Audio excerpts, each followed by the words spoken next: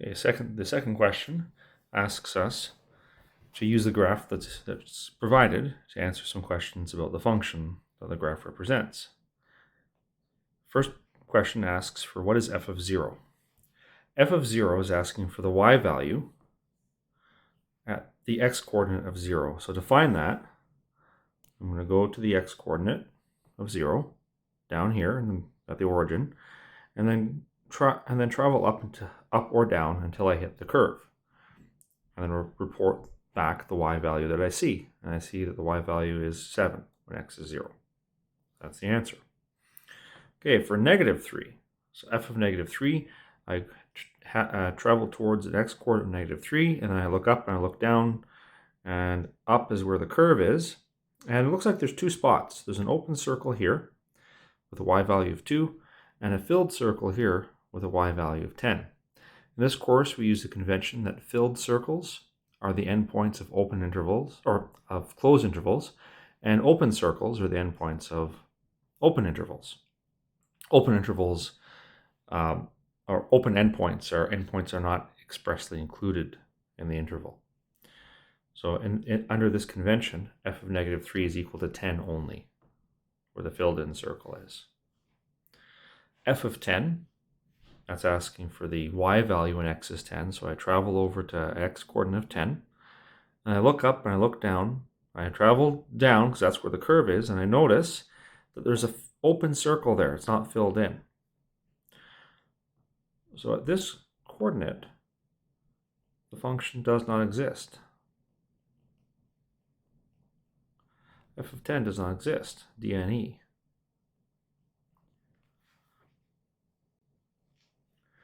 Now, but we can say that the limit as x approaches 10 from the left of f of x equals the y value that's there, -4. So a left-hand limit means I'm approaching an x-coordinate from a number that's a little bit less than that coordinate. So I'm approaching 10 from, let's say, 9.9, and reporting back what y value am I getting really close to, and based on this picture, I'm getting very close to a y value of -4. Notice that the question didn't ask for that, so I'm going to highlight the actual answer here. And on a test, you would not write, but we can say that some other question I didn't ask for, here's the answer. I'm just adding that as a comment. Okay, limit as x approaches 4 from the right. So the plus sign above the 4 in that limit statement means I'm getting very close to the x-coordinate of 4. So I'm going to hover over to that area. I'm in this region here where the 4 is. I look up and I look down, and down below I see -1 is the y value, and up above I see +3 is the y value, and I'm going to pick one of them, right? Well, 4 plus means I'm moving a little to the right of 4. So I'll go a little to the right of 4. Imagine going to 4.1. I look up and there's no curve there. If I look down, there is curve there. And then if I put a little math car just to the right of 4, and I imagine pushing that math car towards the x-coordinate of 4 and ask the question, what y-coordinate do I get really close to? A y-coordinate of -1 is the answer. Erase that math car. Okay, now E asks for the limit as x approaches 4 from the left. So I'll go back to 4. I go a little to the left of 4.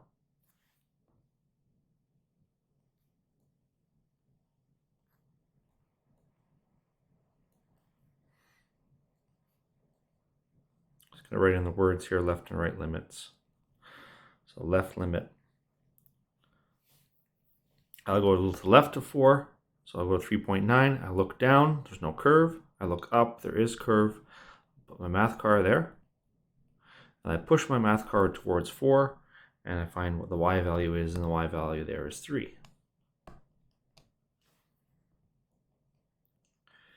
So this limit language is asking, what is the function doing when I get really close to a certain x-coordinate? And if there's a plus or a minus sign, it indicates the direction of travel. Am I getting really close, approaching from the right side? That would be a plus limit. Or am I getting really close approaching from the left side? That would be a minus limit or a left limit. Okay, the next part, limit as x approaches 4, we can say this does not exist since the limit as x approaches 4 from the left does not equal the limit as x approaches 4 from the right.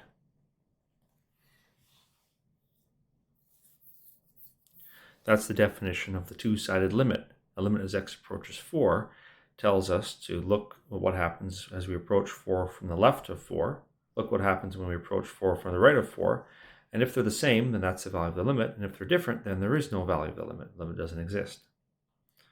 This will happen anytime there's a jump in the curve, or anytime there's a vertical asymptote. You'll get the limit non-existing. F of 4, part G, is asking us for the y value at exactly x is equal to 4. So I go over to 4, I look down, it's an open circle. I look up, there's a filled in circle. For the exact value of a function at a point, we use the filled in circle, so positive 3. Okay, the next two questions are a little different. Instead of being asked for y values, we're being asked for x values. If f of a is equal to negative 2, then what is a equal to? So here I'm going to travel to a y value. The question is asking what is x if y is equal to negative 2. So I go to y value of negative 2 down here. I look to the left, I don't see any curve. I look to the right, and I do see a curve. That spot right there. And I see an x value of 8. So a is equal to 8. That's the x value at which the a value at which f of a is equal to negative 2. Okay, part I, f of b is equal to 10. So I'm going to travel over to a y value of 10. What is x if y is equal to 10? Or what is b? Just to be consistent with the notation, what is b if y is equal to 10? So I go to y value of 10 up here. I look to the right, there's no curve there. I look to the left, and I see two spots. There's a filled in circle, an x value of negative 3. So b equals negative 3. And if I keep going, there's another one at, it's hard to tell, 5 point something. Say 5.75. Approximately.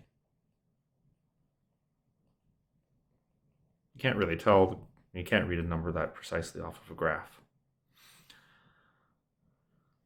So there's two answers.